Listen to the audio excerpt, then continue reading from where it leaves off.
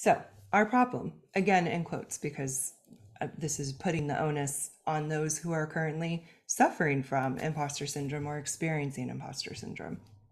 So, the takeaway is that we believe we're not enough, we're too much, or we're doing it wrong.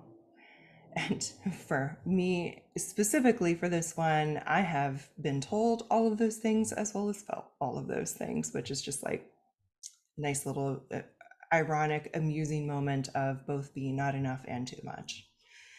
Number two, we have too high of standards. We aren't trusting or we're self absorbed. We constantly underestimate ourselves, put ourselves down, or don't believe in ourselves. We lack confidence or some other X factor that would alleviate our suffering. We have no boundaries for ourselves and are willfully endangering our health in our pursuit. And the too long didn't read TLDR, the message is that we are doing this to ourselves, that all of these things we are doing or participating in or believe, and that this is all us. In fact, some could say that this sort of hysteria lives in our heads and isn't actual reality. That's what we're being presented with here, and that is problematic as well as inaccurate. So, getting into some of the investigation of society's role, and I want to give complete credit, this quote, in addition to some of the thought leadership being done here, for Rushika Tolshian and Jodi Ann Burry, and their recent article, Stop Telling Women They Have Imposter Syndrome. So, definitely go check out the article. It is an excellent read. From that, here's a quote I'd like to share with you. The impact of systemic racism, classism, xenophobia, and other biases was categorically absent when the concept of imposter syndrome was developed.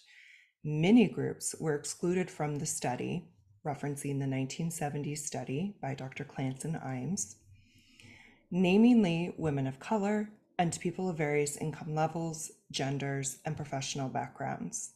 Even as we know it today, imposter syndrome puts the blame on individuals without accounting for the historical and cultural contexts that are foundational to how it manifests in both women of color and white women.